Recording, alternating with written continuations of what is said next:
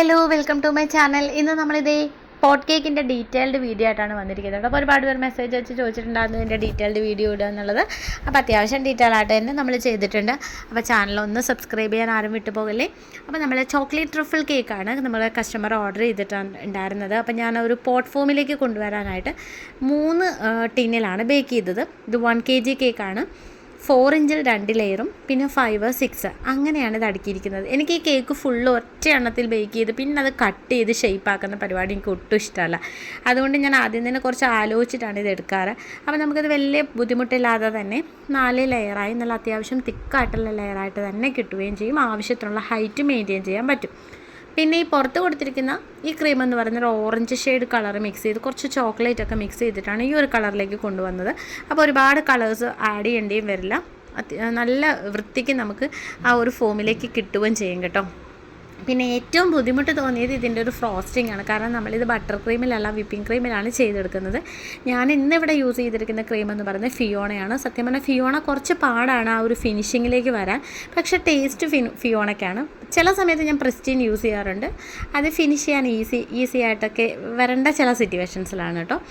പിന്നെ ഈ ഒരു ടോപ്പ് ലെയർ നമ്മൾ അത്യാവശ്യം കുറച്ച് ക്രീം വരുന്ന ഒരു പോർഷൻ ആയതുകൊണ്ട് തന്നെ ഇതിൻ്റെ ഫ്രണ്ട് പോർഷനാണ് ഞാൻ കുറച്ചുകൂടി ഫോക്കസ് ചെയ്തത്. കാരണം ഒരുപാട് ക്രീം കഴിക്കാൻ ആൾക്കാർക്ക് ആർക്കും ഇഷ്ടമല്ല.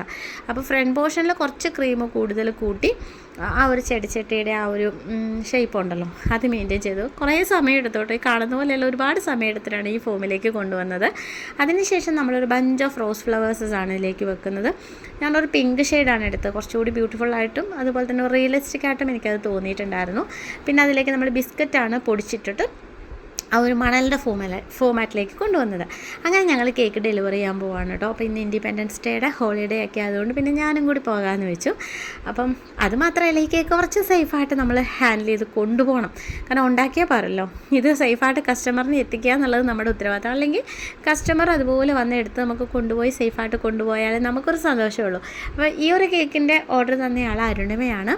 One of my favourite customer തന്നെയാണ് കേട്ടോ. പക്ഷേ അരുണിമയെക്കുറിച്ച് പറയുമ്പോൾ എനിക്കൊരു വലിയ സങ്കടപ്പെടുത്തുന്നൊരു കഥ പറയാനുണ്ട്. കാരണം ആളുടെ ഫസ്റ്റ് ബേബിയുടെ സെക്കൻഡ് ബർത്ത്ഡേ ഞാൻ നല്ല രീതിക്ക് കുളവാക്കിയായിരുന്നു. കാരണം നമ്മളന്ന് ബേക്കിംഗ് ഒക്കെ സ്റ്റാർട്ട് ചെയ്ത് ഇങ്ങനെ ഈ വഴിയിലേക്ക് വന്നുകൊണ്ടിരിക്കുന്ന സമയമായിരുന്നു. അപ്പോൾ ഒരു ടയർ കേക്കായിരുന്നു, ഒരു ഗണാഷൊക്കെ വെച്ചിട്ടുള്ളൊരു കേക്കായിരുന്നു. അന്ന് എനിക്ക് അത്ര അറിവില്ലാത്തത് കൊണ്ടാണ് ഈ ഗണാഷസ് തമ്മിലിങ്ങനെ ടയർ ചെയ്ത് കഴിഞ്ഞാൽ മെൽട്ടാവും എന്നുള്ളൊരു ബോധം അന്ന് എനിക്കില്ലായിരുന്നു. ഞങ്ങൾ ആദ്യം ഡെലിവറി ചെയ്യാനായിട്ട് അവരുടെ വീടിൻ്റെ മുറ്റത്തെത്തിയപ്പോഴേ കേക്ക് മറിഞ്ഞു വീണു. വീണ്ടും രണ്ടാമത് എനിക്ക് അവസരം തന്നു, അതും മറിഞ്ഞു വീണു. പിന്നെ ഒറ്റ ടയറിലൊക്കെ ചെയ്തു. പക്ഷെ പറയാതിരിക്കാൻ വയ്യ, എന്നെ അത്രയ്ക്ക് നന്നായിട്ട് യാതൊരുവിധ വഴക്കും പറയാതെ എന്നെ സപ്പോർട്ട് ചെയ്ത ഒരാളാണ്. മാത്രമല്ല ഇപ്പോഴും ഞങ്ങളൊരു 3-4 വർഷമായിട്ട് ആ ഒരു കോണ്ടാക്റ്റ് മെയിൻറ്റെയിൻ ചെയ്യുന്നുണ്ടെങ്കിൽ അതൊരു കസ്റ്റമറുടെ സപ്പോർട്ടും നമ്മൾ കൊടുക്കുന്ന സർവീസും തന്നെയാണ് കേട്ടോ. അപ്പോൾ എനിക്ക് നല്ല ടെൻഷനാണ്. അന്ന് തൊട്ട് ഞാൻ തീരുമാനിച്ചിട്ടുണ്ട് ഒരു കേക്ക് പോലും ഞാൻ കാരണം ഡാമേജ് ആകാൻ പാടില്ല എന്നുള്ളത് ഞങ്ങളന്ന് തീരുമാനം എടുത്തിട്ടാണ്. പിന്നെ കസ്റ്റമർ കൊണ്ടുപോയി കളയുന്നതിന് എനിക്കൊന്നും പറയാൻ പറ്റില്ല. അപ്പോൾ ഇത് നമ്മൾ ഇങ്ങനത്തെ കേക്ക്സ് ചെയ്യുമ്പോൾ പൊതുവേ നമ്മൾ ഷുഗർ സിറപ്പ് അധികം ആഡ് ചെയ്യാറില്ല. അങ്ങനെ കഥകളൊക്കെ നിർത്തിയത് ഞങ്ങൾ വീട്ടിലേക്ക് എത്തിയിട്ടുണ്ട് കേട്ടോ. അപ്പോൾ ഇത് നമ്മുടെ അബ്രാമാണ് വരുന്നത്. ആളുടെ ബർത്ത്ഡേയുടെ കാര്യം ഞാൻ കുറച്ച് മുമ്പേ പറഞ്ഞത്. അവൻ ഓടി വന്ന് കേക്കൊക്കെ വാങ്ങാനായിട്ട് ശ്രമിച്ചെങ്കിൽ ഞാൻ കൊടുത്തില്ല, പേടിയായിട്ട്. കയ്യിൽ നിന്ന് പോയാൽ പിന്നെ തീർന്നല്ലോ. അങ്ങനെ ഞങ്ങൾ കേക്കൊക്കെ ഡെലിവറി ചെയ്തു. ദേവിച്ചൻ എൻ്റെ പുറകെ ഇറങ്ങി വന്നിട്ടുണ്ടായിരുന്നു കേട്ടോ. ഇനി ഞങ്ങളുടെ അടുത്ത പരിപാടി എന്ന് പറയുന്നത് കുഞ്ഞ് ഷോപ്പിംഗ് ആണ്. ഷോപ്പിംഗ് വയ്ക്കുമ്പോൾ കേക്ക് മെറ്റീരിയൽസ് വാങ്ങുക, അതാണ് എൻ്റെ മെയിൻ ഷോപ്പിംഗ്. അങ്ങനെ കടകളിലൊക്കെ കറങ്ങി ഞങ്ങൾ കുറേ സാധനങ്ങളൊക്കെ മേടിച്ചിട്ട് പോയി കേട്ടോ. അപ്പോൾ ഇത്രയേ ഉള്ളൂ നമ്മുടെ സ്റ്റോറി.